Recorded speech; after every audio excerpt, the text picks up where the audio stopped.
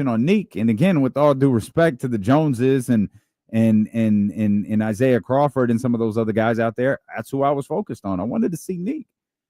The Nique has continued to be, man, just good. Like, I wish I could come up with like a better SAT word for it. Like, Nique has been good. There isn't an element of his game that I haven't enjoyed watching. I thought he was great yesterday.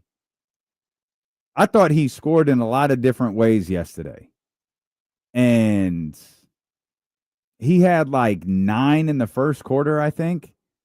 And the great part about, like, Nique was flirting. That would have been, 9 points. That would have been his third.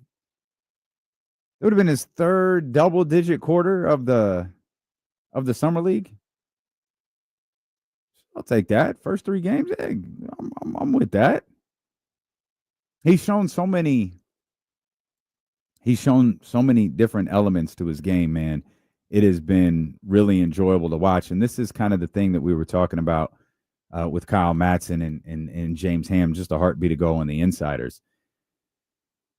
Nique being drafted at 24 is such a relaxing luxury for Sacramento Kings fans. Like, if Nique was drafted in the top 10, there wouldn't be this, hey, man, this is cool. Hey, this works. Hey, this is a good look. Hey, oh, I'm joining it. Oh, man, the kid can go. That wouldn't really exist. It'd be like, yeah, this is what you expect of a top 10 pick. Yeah, this is what you expect of a lottery pick. And then as you see him playing Summer League, and it's not like, man, I feel like a lot of the conversation is, I really hope this translates. Or, how is this going to translate when all of the big boys hit the floor? How is this going to translate with Zach LaVine in the Kings uniform, with DeMar DeRozan out there, with DeMontis Sabonis, Keon Ellis, Keegan Murray, all of these different guys? How is this going to translate for Nique when he's out there? Now, we don't know the answer to any of this, but these are all questions that we can ask, and there's asked with a certain level of almost relaxation and understanding. Because on draft night, who had expectations? When the Sacramento Kings entered that, was it Wednesday night? Thursday night? I think it was Wednesday. When they entered that first round of the draft without a pick, they wind up trading in late, make that deal with the Oklahoma City Thunder, grab Nique Clifford, and immediately everybody goes and watch the highlights, goes and watch the tape, searches articles, try to find draft profiles, does all of those different things. And then you're like, oh, man, cool. Look like a good ball player. But no expectations. You traded in to the 24. Again, this isn't a Trey Lance situation where you traded up to the top of the draft to get him.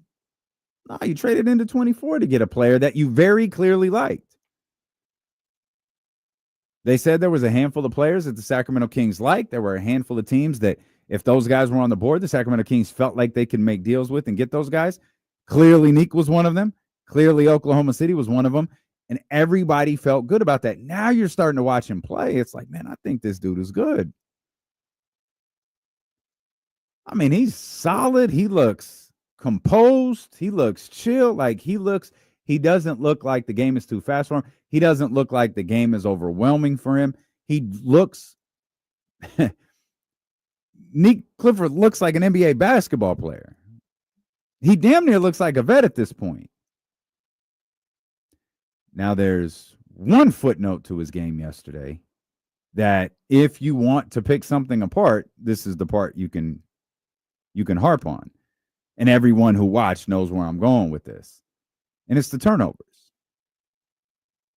Brody led the team with 5 turnovers. And when you're having a conversation, even if it's just amongst us, even if it's something that Scott Perry maybe just throws out there on the Summer League broadcast.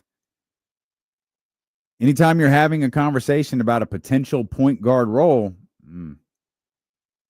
you gotta tighten up that. You got to tighten up that column in the box score. You can't do you can't turn the ball over that much. And this is, there were frustrations last year prior to De'Aaron Fox being traded where, that turnover number for him would be too high. There was a stretch of basketball last year where it felt like Domantas Sabonis couldn't control the basketball and like he was, registering, 12, 13, 14 turnovers in a 3-game span. And it's like, yo, what's up with Domas right now? But Domas, De'Aaron were the guys who primarily had the ball in their hand. Nique will almost certainly never be the guy who primarily has the ball in his hands, which is why that number 5 is too high, especially 5 and 23. Yeah, that's too much. But that is attempting to pick apart. That's attempting to find something in last night's game. With Nique, that's attempting to find something over the course of the last 3 games that you can kind of harp on and be like, we got to get better here. That's fine. There's nothing wrong with that. That's these coaches' job. Saw Doug Christie courtside last night. That's DC's job. Like, hey, man, you're doing a lot of good things, right, young man, but we can't turn the ball over like that. In Summer League, it's no big deal. We win in that game, easy work. In the league, we can't turn the ball over that many times. Can't do it.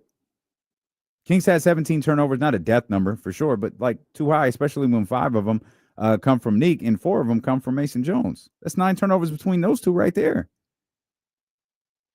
So again, if there's something you want to pick apart, that's it. But everything else, and I'm not sweating the turnovers. I'm just presenting conversation. But that's it, man. Couple of step backs last night. 3 of 3 from 3. Brother hit both of his free throws. 7 of 8. Like he was solid from the field. As silly as this statement sounds, I thought the Kings were really good defensively last night. I thought Devin Carter actually was great defensively last night. We'll talk about